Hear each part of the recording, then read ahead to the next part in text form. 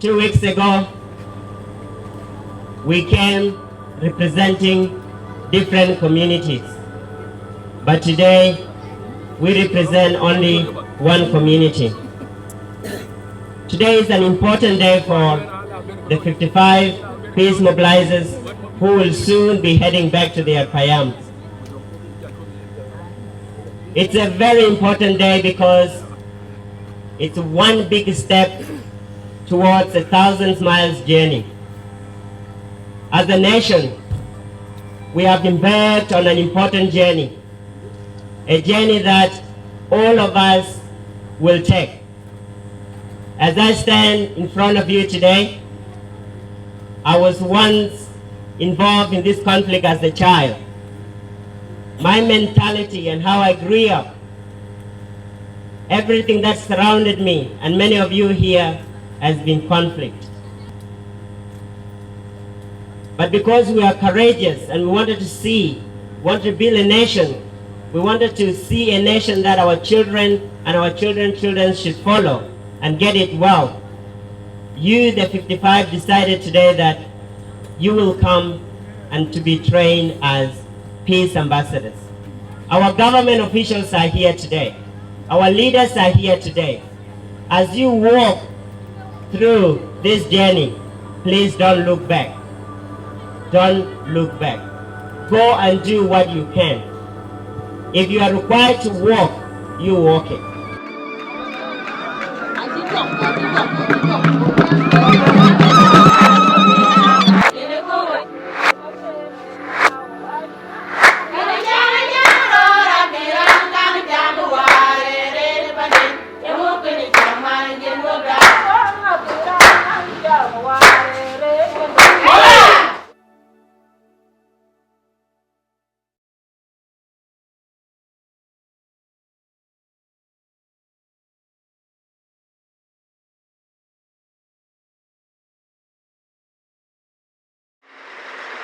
You have learned how it was said, you must love your neighbor and hate your enemy. But I say this to you, love your enemies and pray for those who persecute you. CNHPR was established in April 2013, few months before the conflict started in the country. The mandate of the committee was to go down to the grassroots, to the people, to heal past wounds, to ensure that past grievances that we have encountered during the civil war are solved, so that we have a new beginning.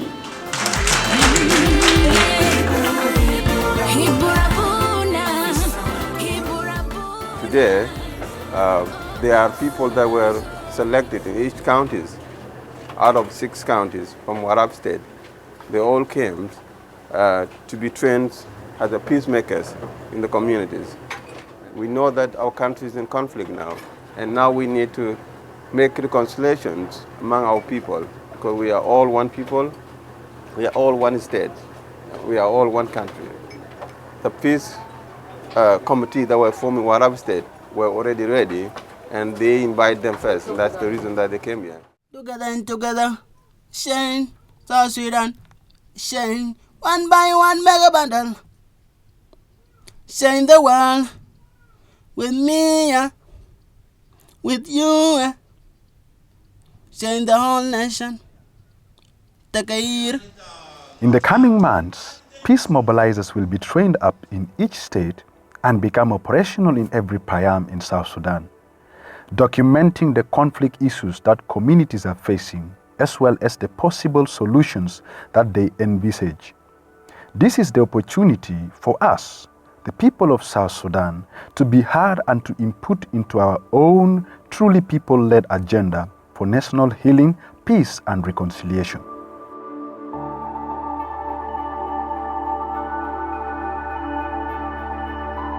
Once Payam consultations have been held in each state, representatives will take the records to county-level conferences, which will then feed into state-level conferences. Finally, a national conference will be held in Juba, drawing on all that has been shared from the Payam upwards across the country to create South Sudan's very own people-led agenda for national healing, peace and reconciliation. This work depends on the commitment and character of the peace mobilizers. Like these 55 community leaders trained here in Kuajok, where the pilot consultations will take place. They must first work towards peace in themselves, to recognize their own past hurts and prejudices, to become true reconcilers in the face of each challenge. This was the work of the committee in Warrap.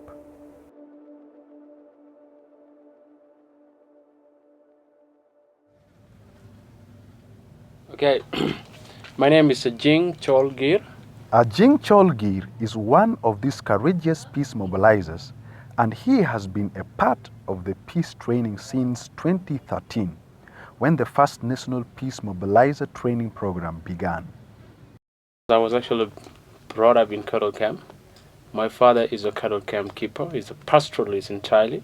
I was very independent. My father was trying to crown me as a cattle camp leader on my own.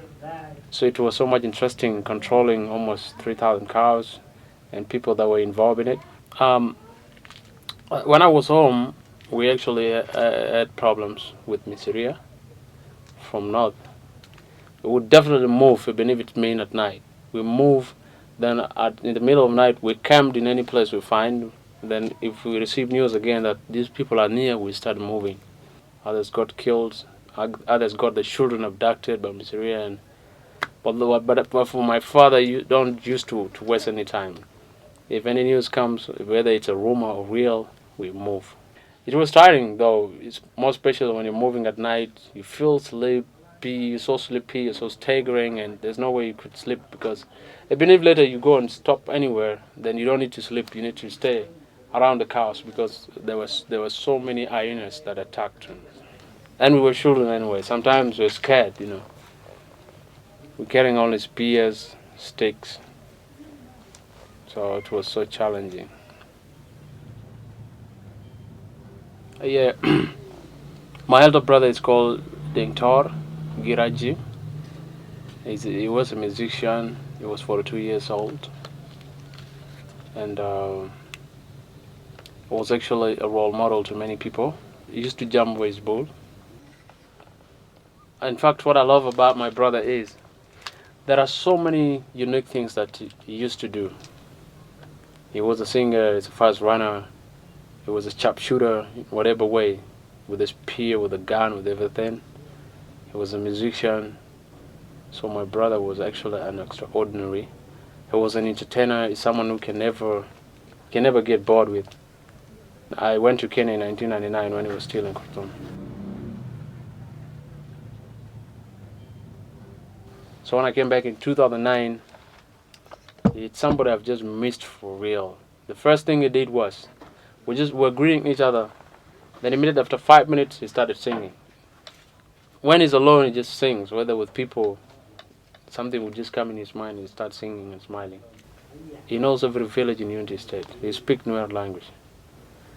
So at some point when I came back from Kenya, he realized that I'm also a musician like him. When I got married, there were so many challenges. He was the one taking care of my marriage. He asked me, my brother, you see the problem is there, but I'm not running away.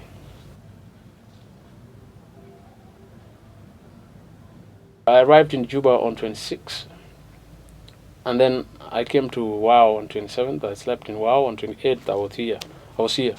Then I was thinking that on 29th I would go to Tralee, and maybe I would come back to Kuajok with him. But that very day, on 29th of March, that's when the bandits attacked and they killed him.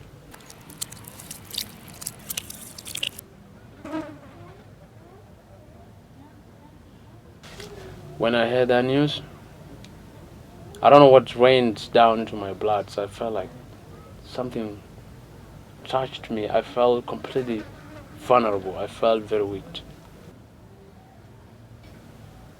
So I felt like, what do I do? Do I get a gun, go fight and revenge my brother? There were so many IDPs by then in our places, Nuer, elderly, children. So when he got killed by Nuer, then I thought of, why can I go to walk to one of the camps? There's one that is near to our place. Then I kill 200. Then if I'm arrested, then that would be fine. At least I'll have relieved myself of the pains I'm feeling.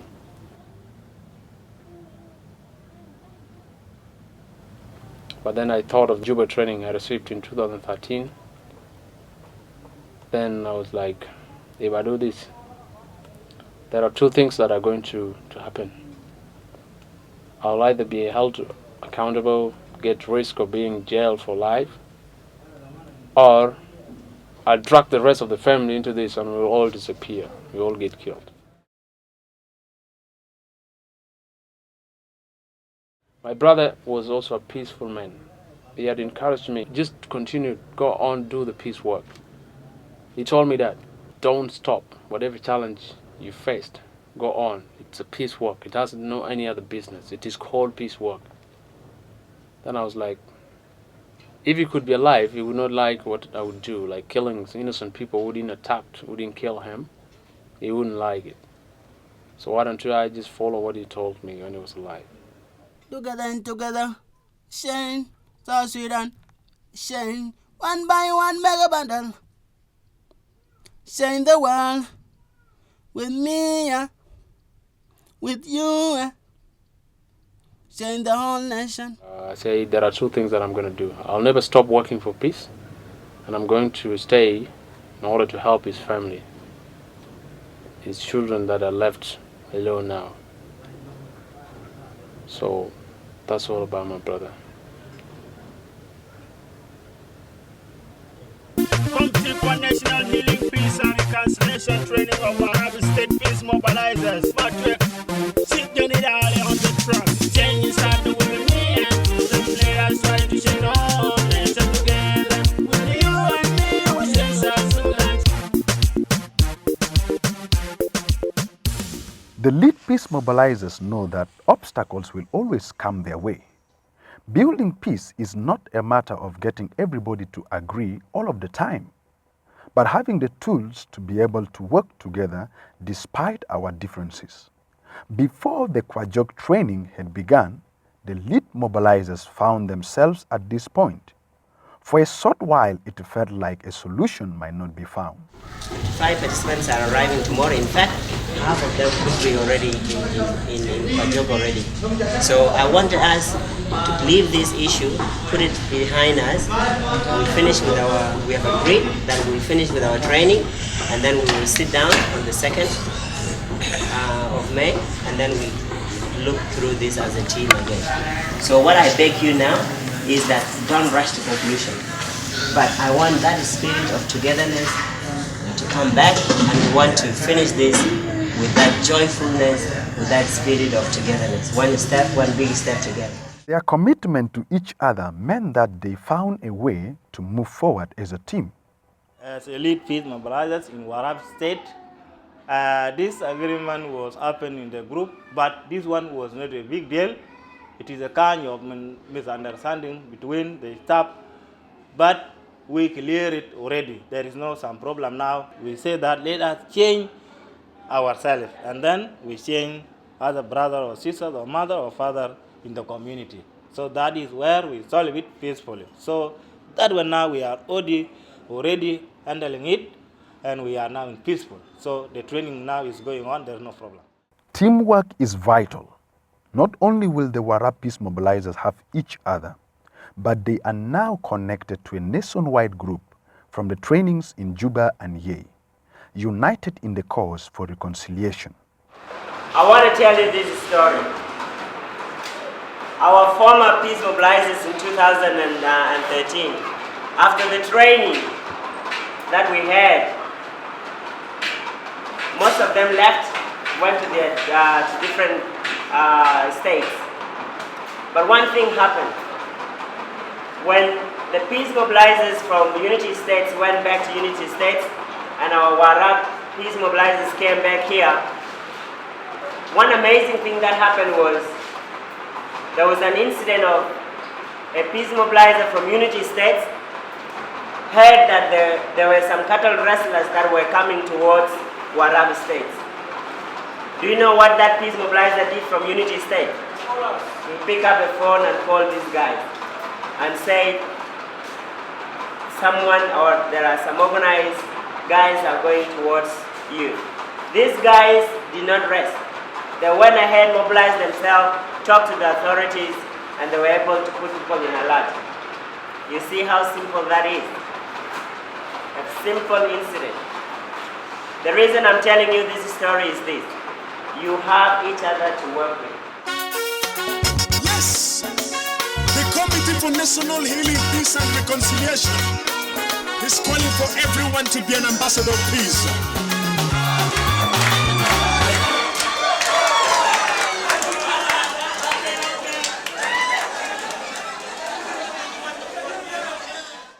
The first part of the Kuajok training focused on equipping participants with a deeper foundation to their own attitudes and behavior as peacemakers.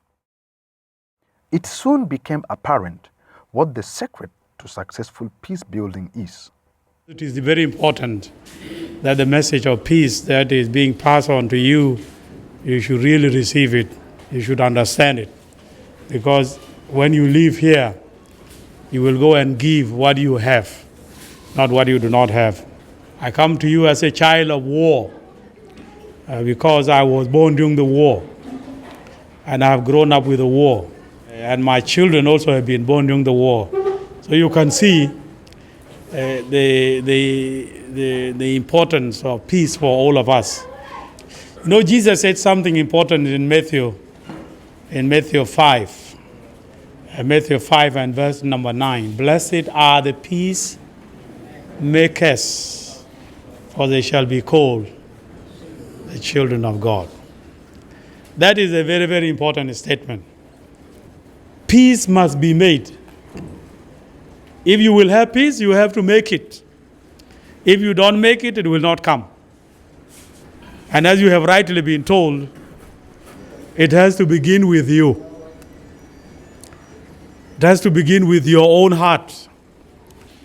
If you are married, for example, and you are not at peace with your wife or with your husband, please make peace. You will not have power to go and make peace outside if you don't begin with the peace in your family. If you have problem with your brothers and with your sisters, make peace. Some of us come from communities that cannot greet one another. Leave the big war. You know, sometimes we think about the big war and we forget the small wars. And the small wars, when you put them together, they equal the big war. In the mathematics of peace,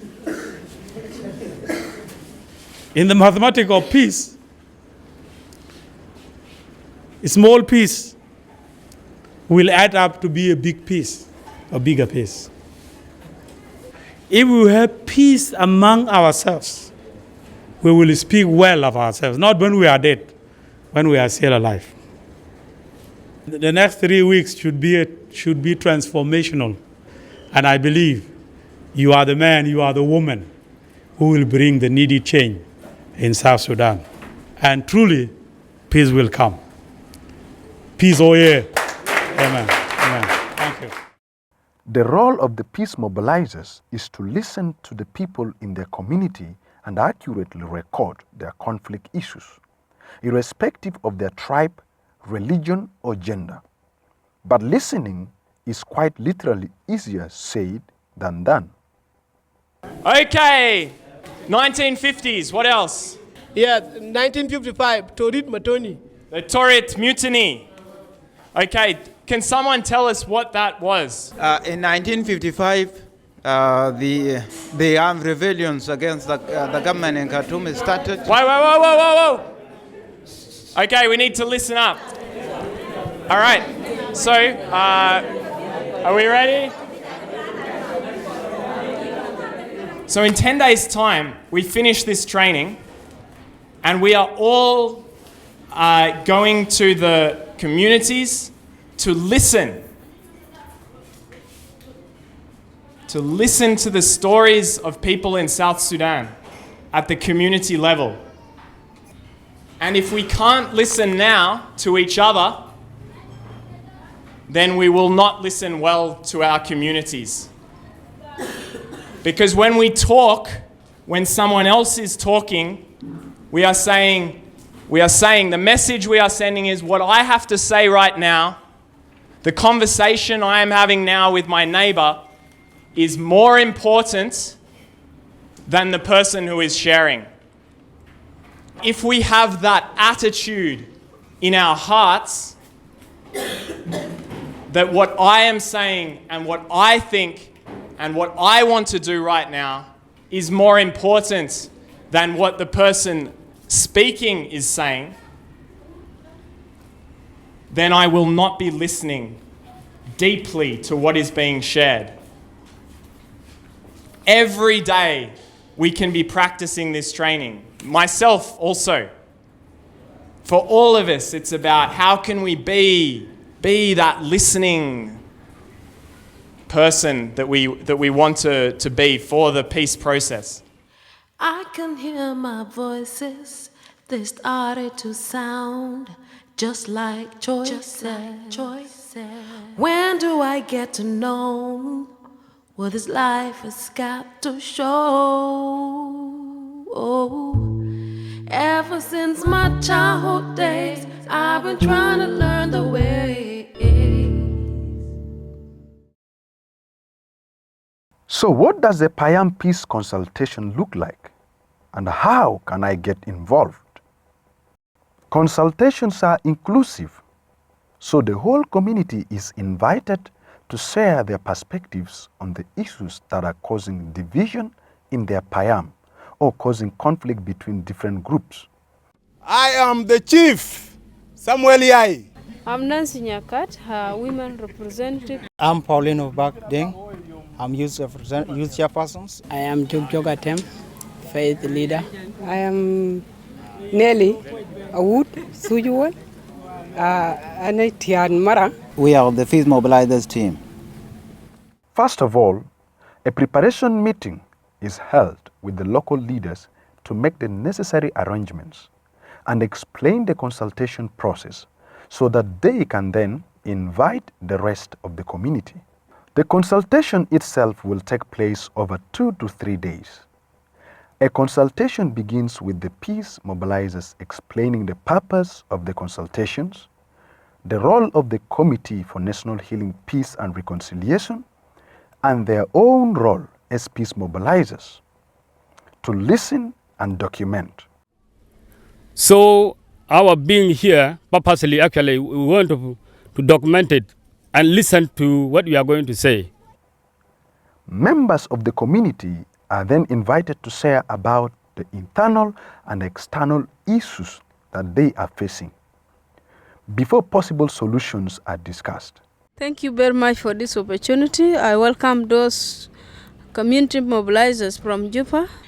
My name is Nancy Nyakat. I'm a women representative leader. I'll start with internal issue. Internal issue, gender-based violence. This includes raping. There are so many young girls which are being raped, and then physical assault. Our main issue here in Makwach, these are cattle theft, cattle raiding, killing one another, but the case is not being solved properly, so that case can come back again, so people can fight. We have heard all your issues, your internal and external issues, and that is very important. We have all documented them. Our next step now in our meeting, I want to request and ask you again, what do you think are possible solutions to these issues that you have been expressing before? Yeah, thank you very much. My solution, or the solution of our community here, we need to have a road for security. We also need to have a dialogue between our Payam so that we can just come together, we can discuss our issues. So thank you very much for the issue that you have raised. So we have found out a lot of issues that you have raised. First of all, the most issue which a women representative called Nancy Nyakat raised is gender-based violence is not well performed here. We have poor roads here in Payam. We have Audio recordings will be taken off the whole consultation, and the Peace Mobiliser team will also keep written notes of the proceedings to pass on to the State Committee. Finally, representatives will be chosen to represent the Payam at the county consultations. Now we have reached at the final stage of our meeting of today.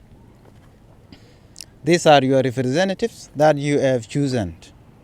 These people will represent you in the next county conference, which is scheduled to be held soon at the county level. We are one nation, when we are one people. You know what to bind that up, or when we are laying in Punjis, but it's a binder.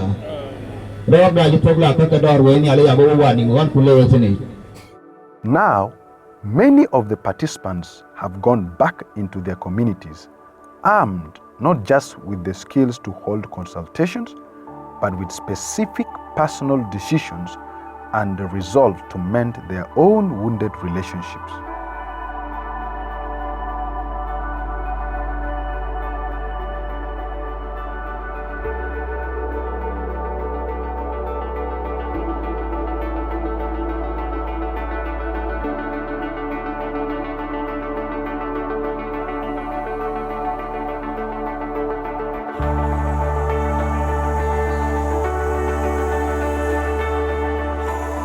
Been in the training actually for the last 2 weeks, and it has been my interest actually to tell the whole world and of course the South Sudan about the reconciliation process we've been going through. Peace has to start with ourselves. I have a problem with somebody in our family. Even the greeting was so difficult. We don't greet, but I talked to him before 5 days. I called him, telling him that please, we became mature people. Please let us leave this. These are all nonsense. Instead to stay there idly, separately, with no giving even what we so call greeting, only greeting. So he told me that when you come and greet me, I know that you have forgiven me. So I tell him no problem. It like now it changed my life. Now I will know how to humble myself.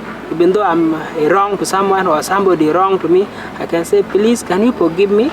Because I was mistake, and also if I do mistake to him, I say I apologize. I think when I go back home, the first thing to do is to reconcile myself with the people who have been having differences for one reason or another. One example is that I personally have been having problem with my county commissioner, and through this training I have personally changed, and I think I will go back and talk to my county commissioner to forgive me if there is anywhere I have wronged him, and then we shall reconcile again, become friends again.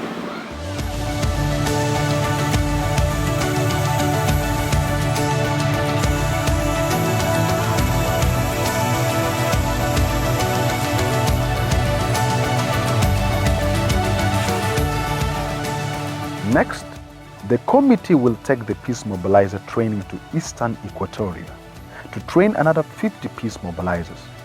Perhaps a new movement has begun in South Sudan, one in which people are truly empowered, not with the guns of war, but with the courage to heal the past and to believe in a shared future. Only time will tell, but one thing is for sure: we are South Sudan, and the strength of our relationships with one another is the strength of our nation.